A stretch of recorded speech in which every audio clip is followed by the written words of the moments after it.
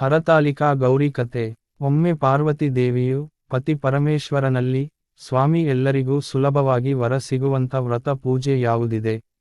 ಹಾಗೂ ಸೃಷ್ಟಿ, ಸ್ಥಿತಿ, ಲಯ, ಶೂನ್ಯವು ಜಗತ್ಪರಿಪಾಲಕನಾದ ನಿಮ್ಮನ್ನು ಪತಿಯಾಗಿ ಪಡೆಯಲು ಯಾವ ವ್ರತ, ದಾನ, ತಪಸ್ಸು ಮಾಡಿ ಪಡೆದುಕೊಂಡೆ ಎಂಬುದನ್ನು ತಿಳಿಸಿ ಎಂದು ಕೇಳಲು, ಪರಮೇಶ್ವರನು ಹೇಳಿದನು. ನನ್ನ ಪ್ರಾಣಪ್ರಿಯೆ ಪಾರ್ವತಿ, ನಾನು ಹೇಳ ಹೊರಟಿರುವ ಕತೆ ಬಹಳ ಗೌಪ್ಯವಾಗಿಯೂ ಶ್ರೇಷ್ಠತರವಾದ ಕಥೆಯಾಗಿದೆ. ನಕ್ಷತ್ರಗಳಲ್ಲಿ ಚಂದ್ರ, ನವಗ್ರಹಗಳಲ್ಲಿ ಸೂರ್ಯ, ಚಾತುರ್ವರ್ಣದಲ್ಲಿ ಬ್ರಾಹ್ಮಣನು, ದೇವತೆಗಳಲ್ಲಿ ವಿಷ್ಣುವು, ನದಿಗಳಲ್ಲಿ ಗಂಗೆಯು, ಪುರಾಣಗಳಲ್ಲಿ ಭಾರತವು, ವೇದಗಳಲ್ಲಿ ಸಾಮವೇದವು, ಇಂದ್ರಿಯಗಳಲ್ಲಿ ಮನಸ್ಸು ಶ್ರೇಷ್ಠವಾಗಿರುವಂತೆ, ಉತ್ತಮೋತ್ತಮವಾದ ನಿನ್ನ ಪೂರ್ವ ಜನ್ಮದ ಪುರಾಣ ಕಥೆಯನ್ನ ಕಣ್ಣೆದುರೇ ನಡೆಯುತ್ತಿರುವಂತೆ, ಪೂರ್ವ ಜನ್ಮದ ಕಥೆಯ ವೃತ್ತಾಂತವನ್ನು ನಿನಗೆ ಹೇಳುವೆನು, ಶ್ರದ್ಧೆಯಿಂದ ಕೇಳು ಎಂದು ಶಿವನು ಕಥೆ ಹೇಳಿದನು. ಪರ್ವತರಾಜನ ಪುತ್ರಿಯಾಗಿದ್ದ ನೀನು, ತಪಸ್ಸು ಮಾಡುವ ಸಲುವಾಗಿ ಬಾಲ್ಯಾವಸ್ಥೆಯಲ್ಲಿಯೇ ಹಿಮಾಲಯ ಪರ್ವತಕ್ಕೆ ಹೋಗಿ ಗಿರಿ ಶಿಖರಗಳ ಮಧ್ಯೆ, ಮೈ ಕೊರೆವ ಚಳಿಯಲ್ಲಿ, ಅಧೋಮುಖಳಾಗಿ ನಿಂತು ಧೂಮ್ರಪಾನ ಮಾಡುತ್ತಾ 12 ವರ್ಷಗಳವರೆಗೆ ಘೋರವಾದ ತಪಸ್ಸನ್ನು ಆಚರಿಸಿದೆ. ಆನಂತರ ಕೇವಲ ತರಗೆಲೆಗಳನ್ನೇ ತಿಂದು 64 ವರ್ಷ ಕಾಲ ಕಷ್ಟಕರವಾದ ಅನುಷ್ಠಾನ ಮಾಡಿದೆ. ಕೇವಲ ಒಣ ಎಲೆಗಳನ್ನೇ ಸೇವಿಸಿ ತಪಸ್ಸು ಮಾಡಿದ ಕಾರಣ ನಿನಗೆ ಅಪರ್ಣ ಎಂಬ ಹೆಸರು ಬಂದಿತು. ಪರ್ಣ ಎಂದರೆ ಎಲೆ.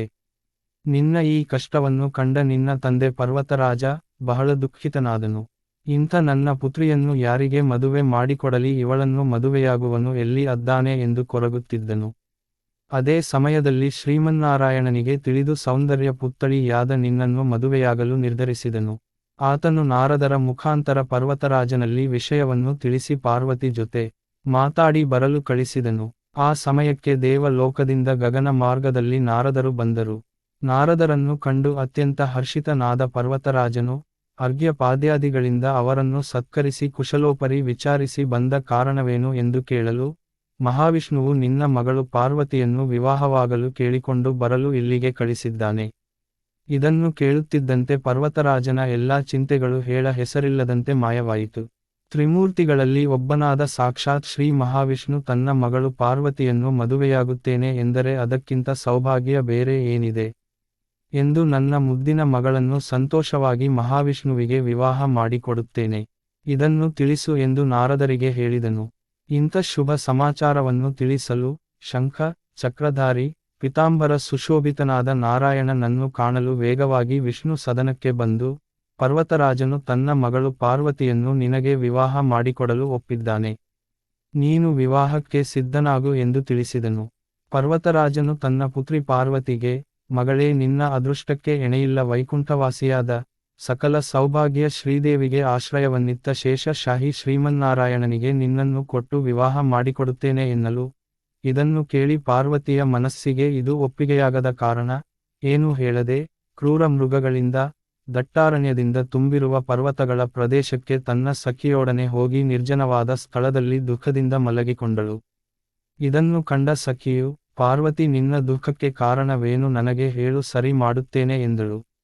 ಪಾರ್ವತಿಯು, ಗೆಳತಿ, ನಾನು ಮನಸಾರೆ ಒಪ್ಪಿದ ಪರಮೇಶ್ವರನನ್ನೇ ವಿವಾಹವಾಗುವ ಸಂಕಲ್ಪ ಮಾಡಿದ್ದೆ. ಇದು ನನ್ನ ಬಯಕೆಯೂ ಆಗಿತ್ತು. ಆದರೆ ನನ್ನ ತಂದೆ ನನಗೆ ತಿಳಿಸದೆ ವಿವಾಹ ಮಾಡಲು ಹೊರಟಿದ್ದಾರೆ. ಇದರಿಂದ ಬೇಸರವಾಗಿ ನಾನು ದೇಹ ತ್ಯಜಿಸಲು ಹೊರಟಿದ್ದೇನೆ ಎಂದಳು.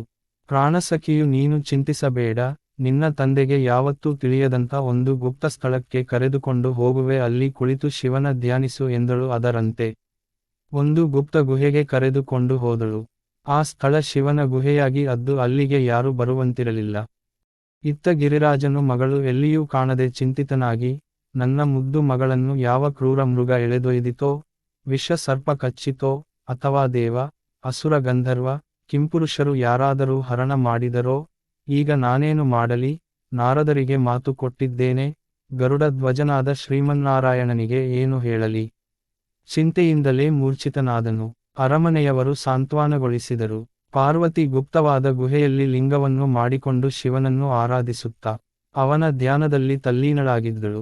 ಪರ್ವತರಾಜನು ಮಗಳನ್ನು ಹುಡುಕಲು ಎಲ್ಲೆಲ್ಲೂ ಅಲೆದು ಅಂತೂ ಹುಡುಕುತ್ತಾ ಬಂದವನಿಗೆ ಗುಹೆಯಲ್ಲಿ ಕುಳಿತು ತಪಸ್ಸು ಮಾಡುತ್ತಿದ್ದ ಪಾರ್ವತಿಯನ್ನು ಕಂಡು ಸಂತೋಷಗೊಂಡನು. ಪಾರ್ವತಿಯು ತಂದೆಗೆ ನಮಸ್ಕರಿಸಿ, ಪಿತಾಶ್ರೀ, ನಾನು ಪರಮೇಶ್ವರನನ್ನು ಮದುವೆಯಾಗುತ್ತೇನೆ, ಅವರನ್ನೇ ನನ್ನ ಪತಿಯಾಗಿ ವರಿಸಿದ್ದೇನೆ. ಇಲ್ಲದಿದ್ದರೆ ನನಗೆ ವಿವಾಹ ಬೇಡ, ಇಲ್ಲಿಯೇ ಇರುತ್ತೇನೆ ಎಂದಳು. ಗಿರಿರಾಜನು ಇದನ್ನು ಕೇಳಿ ಸಂತೋಷದಿಂದ ಒಪ್ಪಿದನು ಮತ್ತು ವಿವಾಹವನ್ನು ಪರಮೇಶ್ವರನ ಜೊತೆ ಮಾಡುವೆ ಎಂದು ಮಾತು ಕೊಟ್ಟು ವಿವಾಹ ತಯಾರಿ ನಡೆಸಲು ಉದ್ಯುಕ್ತನಾದನು. ನಂತರ ವಿಧಾನದಂತೆ ನಮ್ಮಿಬ್ಬರ ವಿವಾಹವನ್ನು ವಿಜೃಂಭಣೆಯಿಂದ ನೆರವೇರಿಸಿದರು. ನಿನ್ನ ಕಠಿಣ ತಪಸ್ಸು, ದೃಢ ಸಂಕಲ್ಪ, ಕಟ್ಟುನಿಟ್ಟಿನ ವ್ರತ ನಿಯಮಗಳನ್ನು ಮಾಡಿ ನನ್ನನ್ನೇ ವಿವಾಹ ಮಾಡಿಕೊಂಡೆ. ಪಾರ್ವತಿ ದೇವಿ ಮತ್ತು ಪರಮೇಶ್ವರನ ವಿವಾಹ ಸೃಷ್ಟಿಕರ್ತ ಶ್ರೀ ಬ್ರಹ್ಮನ ಸಮ್ಮುಖದಲ್ಲಿ ನಡೆಯಿತು. ವಿವಾಹ ನಡೆದದ್ದು ಶಿವರಾತ್ರಿ ದಿನ ಎಂದು ಪುರಾಣಗಳಲ್ಲಿ ಉಲ್ಲೇಖಿಸಲಾಗಿದೆ. ಭೂಲೋಕ ಪಾರ್ವತಿ ದೇವಿಯ ತವರು ಮನೆ.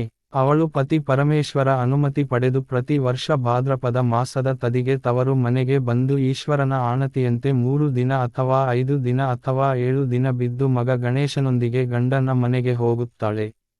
ತಾಯಿ ಭೂಮಿಗೆ ಬಂದ ದಿನ ಭಾದ್ರಪದ ಮಾಸ ತದಿಗೆ ಎಂದು. ಯಾರು ಶುದ್ಧ ಮಡಿಯಿಂದ ಸ್ವರ್ಣ ಗೌರಿ ವ್ರತವನ್ನು ಮಾಡುವರೋ ಅಥವಾ ಉತ್ತರ ಕರ್ನಾಟಕದ ಭಾಗದಲ್ಲಿ ಉಪವಾಸವಿದ್ದು ಹರತಾಲಿಕ ಗೌರಿ ವ್ರತವನ್ನು ಮಾಡುತ್ತಾರೋ ಅವರ ಮನದಿಷ್ಟಾರ್ಥಗಳು ನೆರವೇರುತ್ತದೆ. ಮದುವೆಯಾಗುವ ಯುವತಿಯರು ಈ ವ್ರತವನ್ನು ನಿಷ್ಠೆಯಿಂದ ಮಾಡಿದರೆ ಬಯಸಿದಂಥ ಪತಿ ದೊರೆಯುತ್ತಾನೆ.